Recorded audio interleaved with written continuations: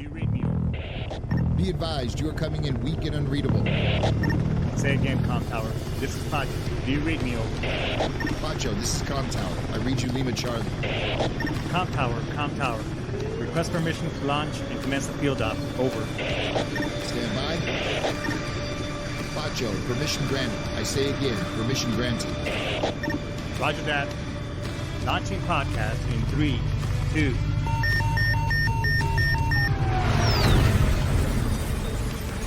You are now entering the field op with your host, Pacho Correa, Chief Warrant Officer 3, United States Marine Corps retired. Get some. Hurrah!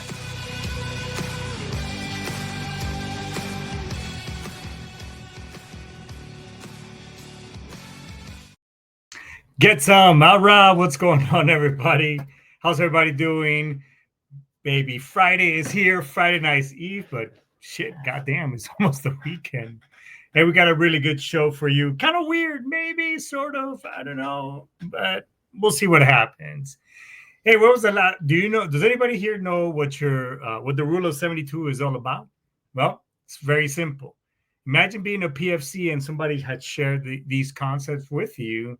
That if you divide 72 by whatever number of return, for example, your bank account that you're getting, that will actually give you the amount of time your money will double. So on average, most banks will give you a 0.01% of your money in a savings account. But imagine you being given a 1%. That means that 72 divided into 1 equals 72. So $1,000 in your account will take 72 years to turn into $2,000 untouched.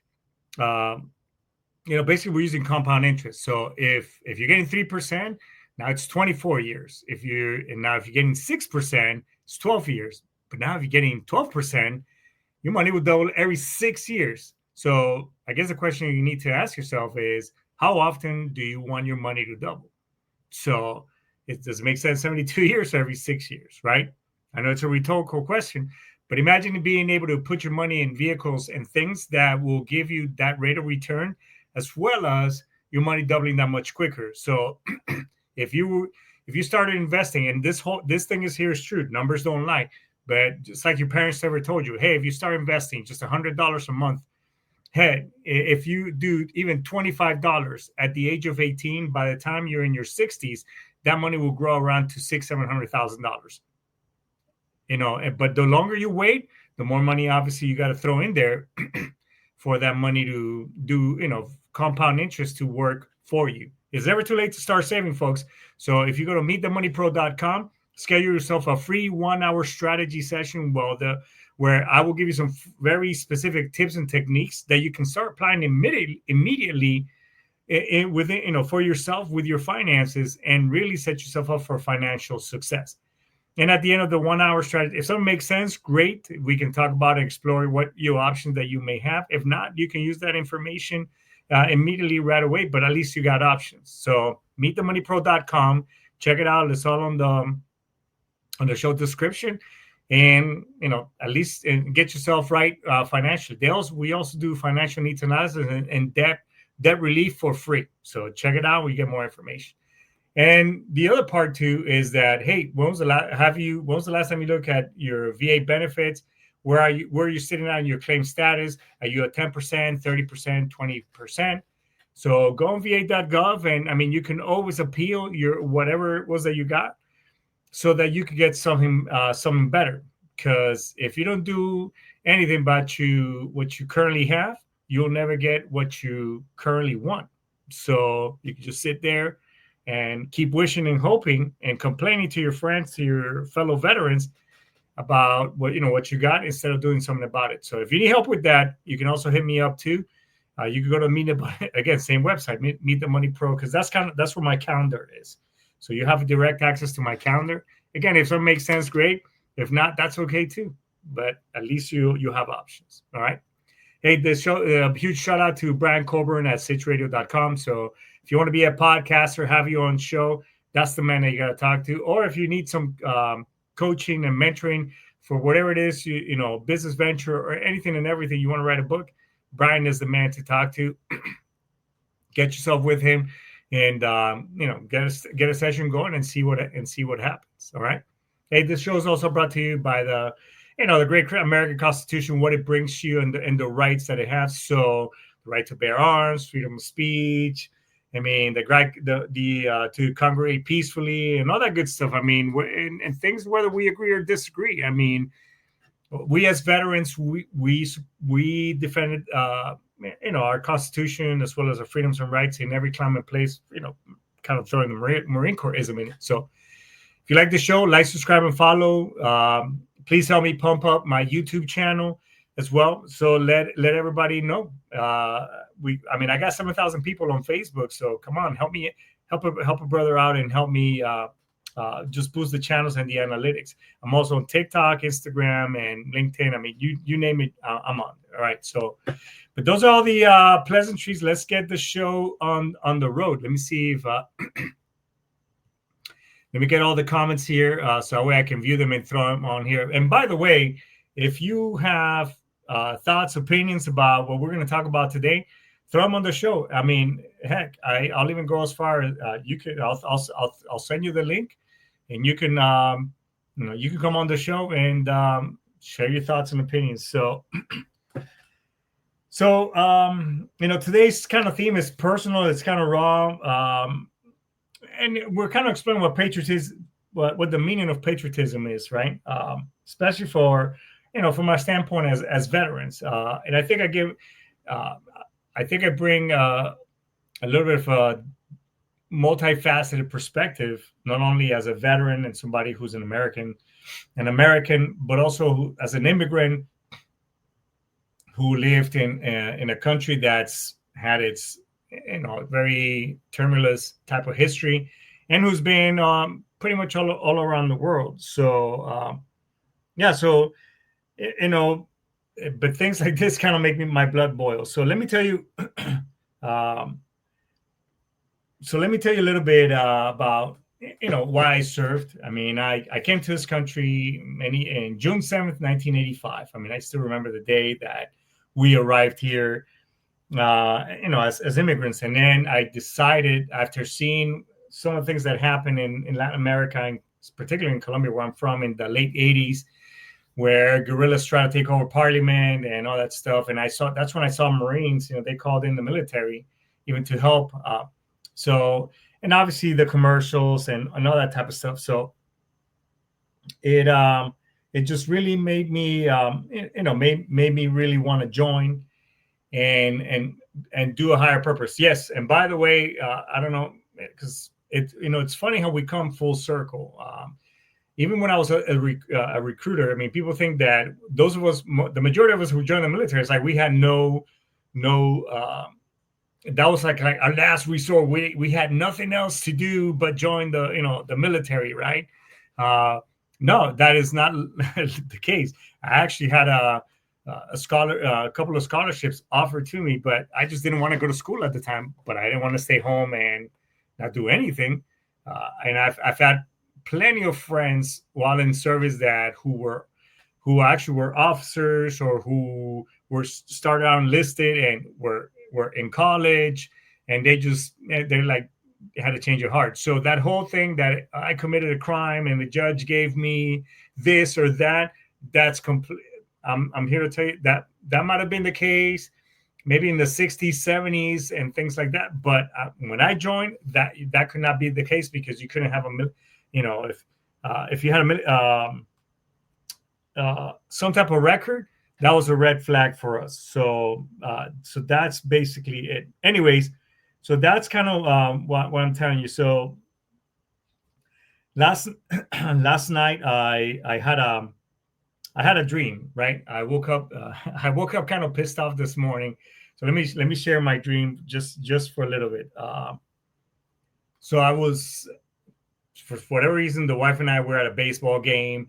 They play the national anthem, first few stanzas, all say, "Can you see?" and all that good stuff. And anyways, as I'm looking around, being the good patriotic Marine that I am, I look around and I see some people on the second tier or whatever. I don't know where the stadium is, by the way, But I see them. People are sitting there just chewing gum, smoking and joking, as we would say in the Marine Corps, and having a good time, but not doing their part. So so my wife is sitting next to me, and I was like, "Hey, I'll be after it was finished."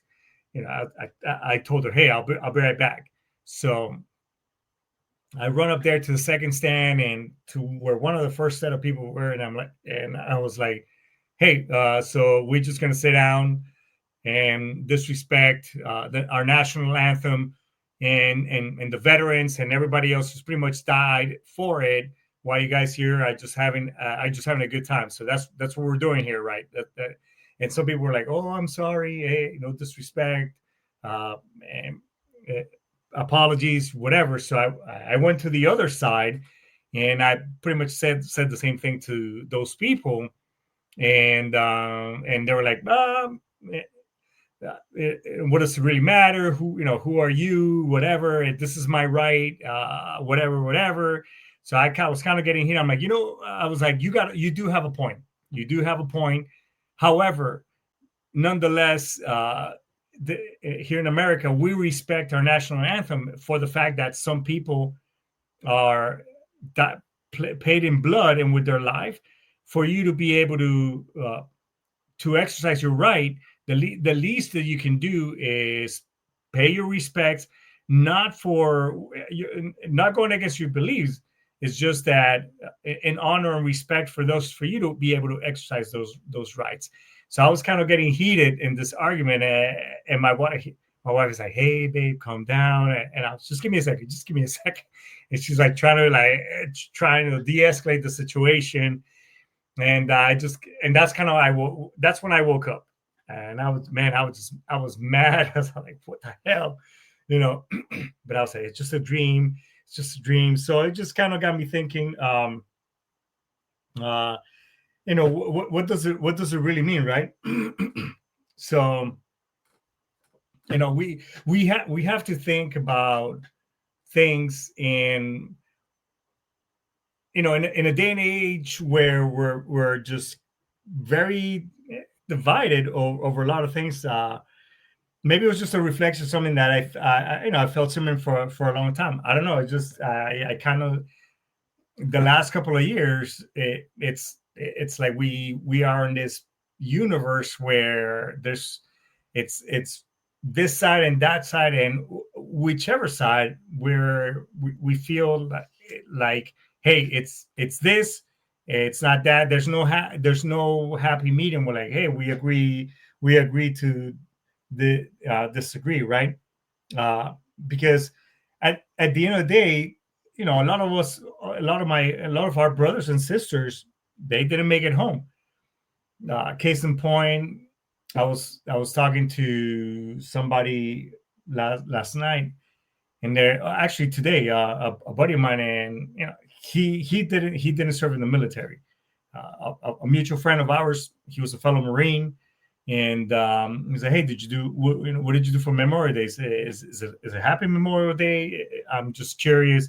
I'm like, "Well, for a lot of us who lost a lot of friends, it's kind of one of those things that it's not really, we don't say happy Memorial Day, because for us it's just a day of remembrance and those who didn't make it home." So so the same case in point is, it's kind of like, those people who don't stand for the flag, I get it. Hey, look, you're exercising your right, and that's fine. I don't have to agree with it. It's just a gesture, like, not standing for the flag is at least doing your bare minimum, right? At least, hey, here, the national anthem thing, let me just at least stand, and you don't have to put your hand on your heart, whatever. But it's just, again, we're just paying respect because there's a lot, and you've heard me say this before. Not a whole lot of people. No country has a clean title when it comes to history, right? It's all about tradition, respect, and what you believe in is disrespect when someone else chooses not to stand. So while I may not maybe in my dream I might have gone about it, or you know what, I would have done it anyways, because I mean that's just me. I will say something, whether it's okay or not. It's some of us on here may say, well, that's their right. Yeah, 100%, that's their right. However, if they knew who the people that pay the price, the families that never got to see their husbands, their wives, their significant other come back home, or if you ever done funeral detail, I'm telling you, that is the when I used to work in as an inspector instructor, that was the worst, because most of the time those folks that you see doing the honor of the flag at a burial detail, they're from a reserve duty station. Most of them are permanent personnel that work at that duty station when the reservists are on deck, or some of them are reservists themselves. The point is that the people doing those services, and if you're a veteran or a retiree, you can actually request as part of your wishes to have a burial detail and be buried at a national cemetery, and somebody doing all that stuff. A lot of people don't know that, but you can't. That's actually you can have that. So a lot of people choose not to stand, and the whole thing that we got going on. I mean, it's very complex. At what point does protesting become disrespect, right? I guess it becomes on the person that's actually, one, the person that's doing it, and two, and how the other person processes the whole thing. I mean, the whole movement. Here's a more better example. Colin Kaepernick. Some Americans what are some Americans trying to say, right? Or you can still. I mean, you can love your country and still challenge it. I think that you can go about it many different ways. I don't. When the national anthem says, it just again, I'm an immigrant myself. And my country, when I say my country, is where I was born and raised, has had a lot of history. Do I blame Spain for conquering us? And then when they play in Colombia, I don't know if it's still the case. Every week, we had our weekly reunions at all the students, and we would recite the Pledge of Allegiance, and they would play the national anthem, all those things, right? And it just and even some of our stanzas say that, hey, it talks about the people that pay the ultimate price for our liberties and our rights. So I think that's same here. We're talking about all these folks, and we're talking about this battle. When Francis Scott Key wrote the national anthem, I mean, I think he was just talking about that battle, and specifically in all the things that went on. And by the way, you want to Google. There's a stanza on there that talks about folks, and where are those patriots who are not here, and it's actually talking about those who I believe it who betray the country as well. There's a hidden stanza, or the missing stanza. You can Google this information, but it talks about just a lot of things. So again, we can agree to disagree. I just think that we need to become more united, and become as one. Stop not being so divisive, because you've heard me say this before, is that when the enemy takes advantage is when a country or a unit or whatever, when everybody's divided, that's when the enemy takes advantage of it. So as a vet, my service, and I gave, I believe in freedom, God, country, core, kind of like, all those things, that even the freedom that includes actions that I may not agree with. again, in my dream, maybe I went about it the wrong way. I don't know. Yeah, it's up to you. Throw your comments on the show. I think that just like I disagree with that individual for not doing that, I can have also my right express myself as an American to say, hey, I think you're wrong for doing this. As long as it's not just like we have other groups that maybe they promote supremacy and whatever else, uh, you know, and all those different things. Groups like the KKK and all those other anti-Semitism. They, I mean, they are. It's in as long as they don't do it with violence and whatever else. I mean, it goes both ways, right? Just like there's been peaceful gatherings and people express themselves. I mean, even the Constitution covers those people. I don't like them. Most of us don't like them.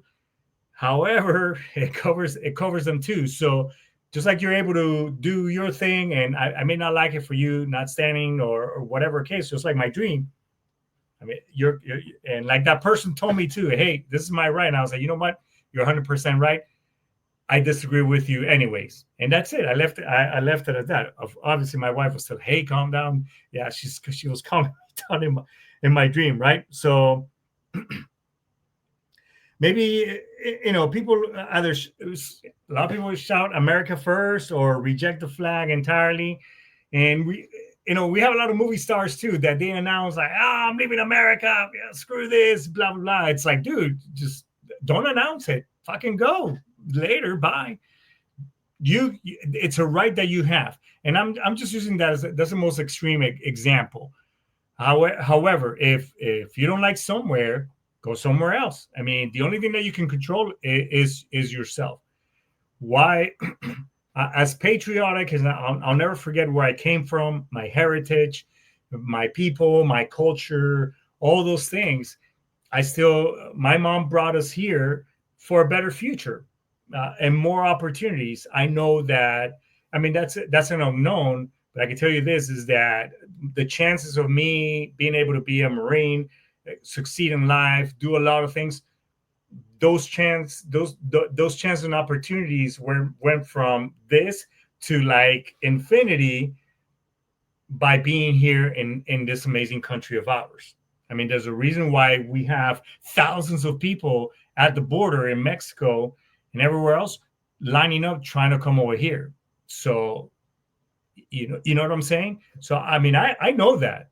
And me being a Marine was the least that I can do to pay back for those opportunities. It doesn't take away from the fact that I'm still proud from my heritage, where I came from, my dad, my family, all those things. It's just that, but on the other side, I'm proud to be an American, a citizen here, and all those great things, right? So, my dreams show two sides: one apologetic, and the other kind of dismissive. And that's today's America. It's like we flip the spectrum on so many different ways. And these last couple of years, with people rioting and all these these other extreme groups left on both sides, it's like, whoa, where did it all go wrong? So all we can do is move on and bring it back together and get to those times. And I'm here to tell you folks that a lot of times when things, the only time people become patriotic, I mean, during the 80s, we had what was the common enemy that we all had was the Cold War. It was the Russians. And that kind of brought people together. In the 90s, we kind of went, a little bit like this. And then 9/11 happened. And then we came back together. And 10 years later, it's like, well, everything just kind of went wonky there. And here's where we're at. And I'm telling you, the great reset when things like this happen is when something bad happens. It's because we let our guards down, and the enemy walks right in and just wreaks havoc. And that's the last place that we want to be, folks. So some food for thought. So, I mean, we so traveled that we just can't hear each other anymore.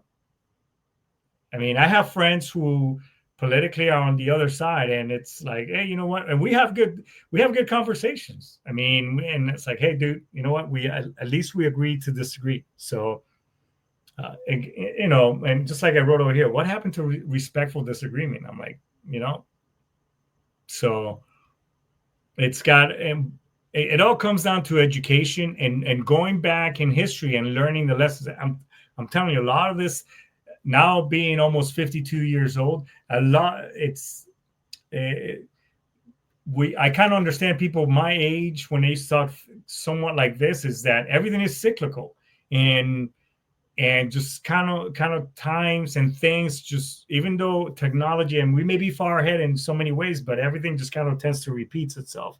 So how can we return the flag, the anthem, the country to all Americans? What's the fix here, folks? I mean, should we just get back to the basics? There's a great book called by the late Robert Fulghum.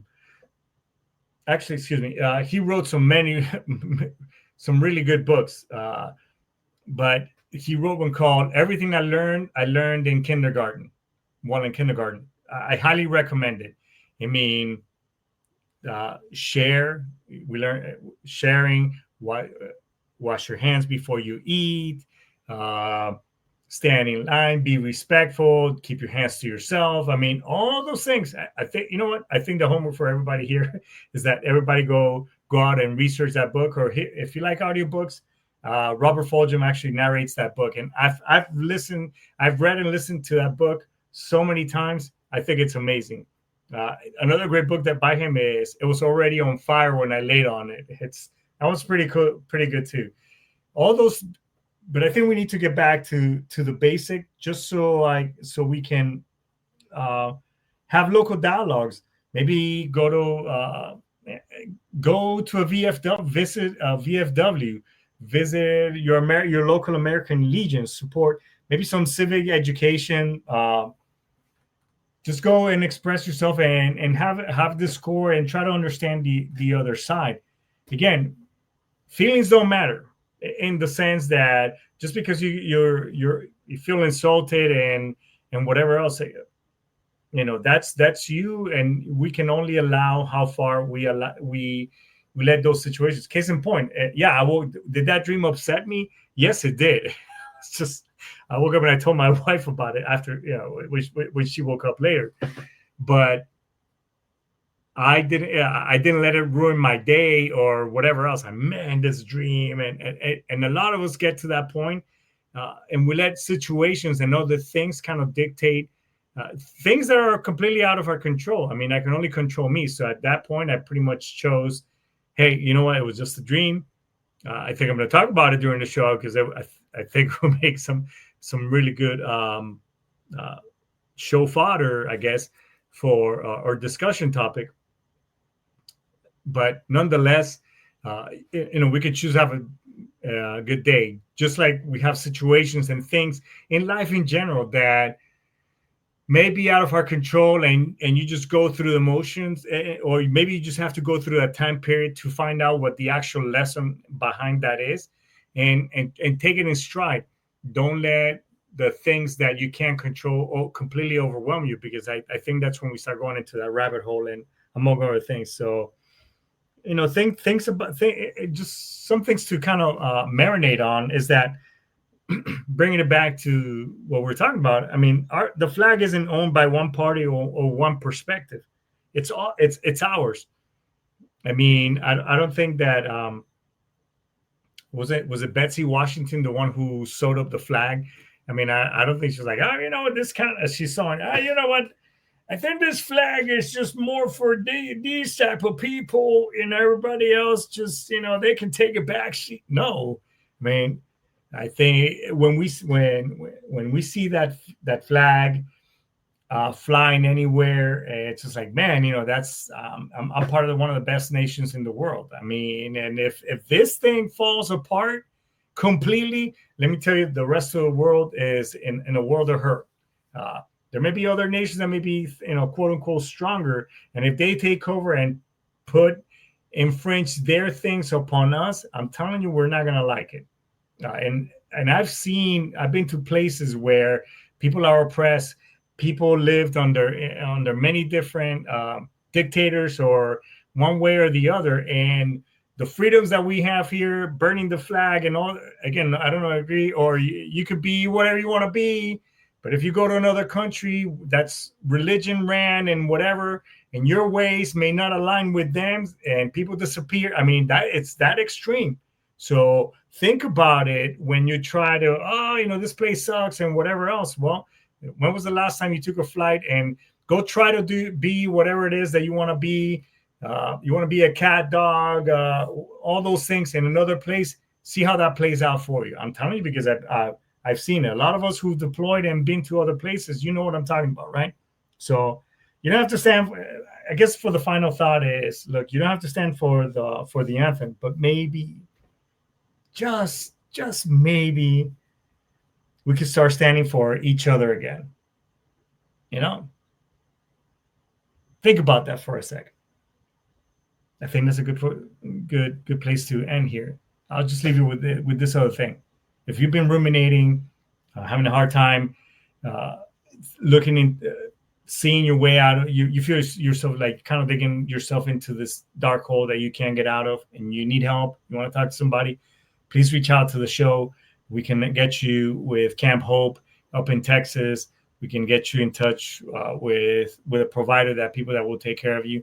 Or you can reach out to Camp Hope or Warrior Build Foundation, Aaron Siebert, Chief Siebert. He's been on our show.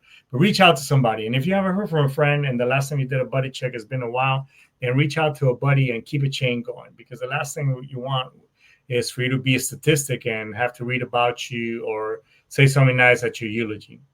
You know what I'm saying? So that's it for today, everybody. I think we're going to end Dex over here. But thanks so much for tuning in. Tune in next week. And with that being said, hey, hoorah, get some Aistamas, Daisuki. See you next week. Bye-bye, everybody.